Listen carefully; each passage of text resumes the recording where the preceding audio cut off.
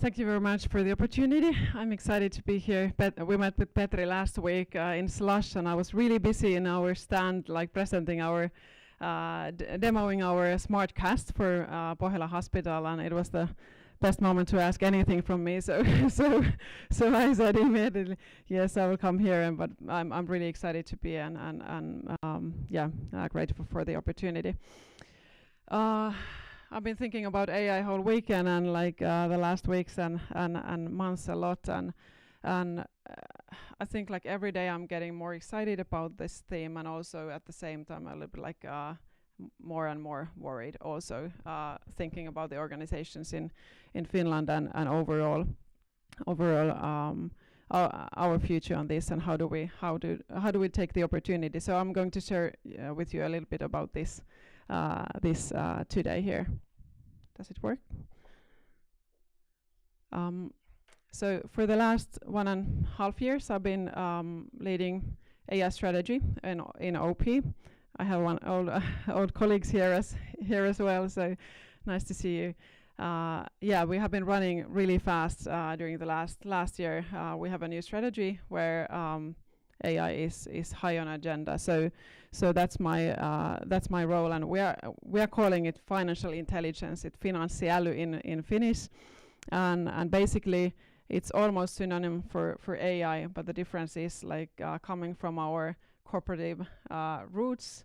Customer centricity is that's the reason for us to live to benefit our customers. So we try to always keep the customer perspective in the utilization of AI as well. So in practice, it means we are asking ourselves questions like, how does it benefit our customer? How does the customer see the AI thingy when we take it into use, and how much does he actually or she value the work that we are doing there? So it's about applying AI from that perspective.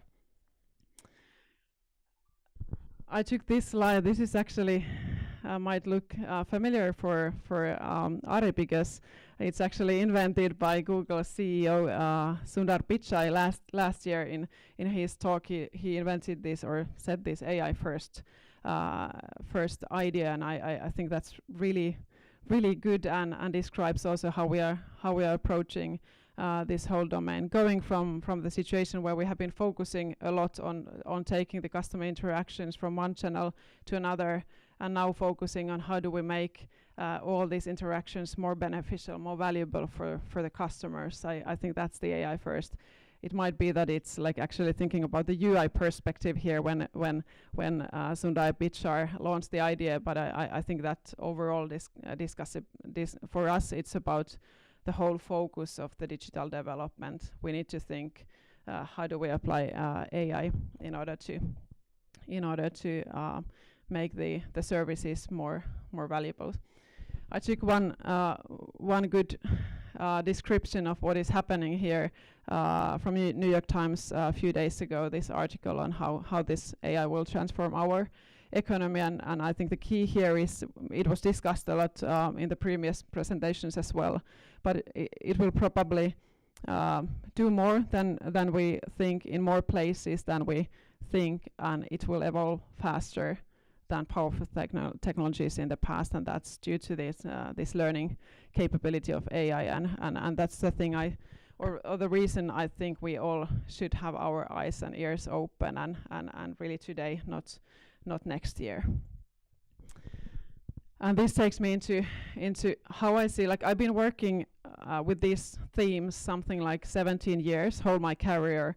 Basically, I started as data analyst, and if I look back a few years earlier and how we have approached this thing, it's like moving from taking or looking at your industry and thinking, okay, these are the use cases, this marketing automation or sales forecasting or different use cases, and taking those into use, moving from there into this situation that basically it disrupts the way that we are doing our processes, and essentially the most important part here, that was like mentioned by Ari as well. It's a totally new platform for innovation. It's like lenses that you should apply and see world differently, and see the opportunities, see the possibilities to apply and improve people's well-being. So that's pretty radical, and I think that's the reason why many are calling AI and these related technologies as like a fourth industrial revolution.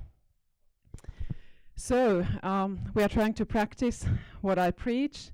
So and because basically you can look any financial services company process and see that what are the how do the processes get disrupted by this technology. So that's the scale, and that's also the key challenge for us, how to and that's what's getting me a little bit worried. How do we keep in this pace and get these opportunities and technology into use in such a broad manner that we are supposed to and want to for our customers. The opportunities in this industry, I think you can divide those into two domains. It's a lot about automation, and that's what everyone is talking about. We have lots of discussion in media from financial services companies, like how jobs are getting, or there will be less jobs in future because of the automation that is happening in the industry.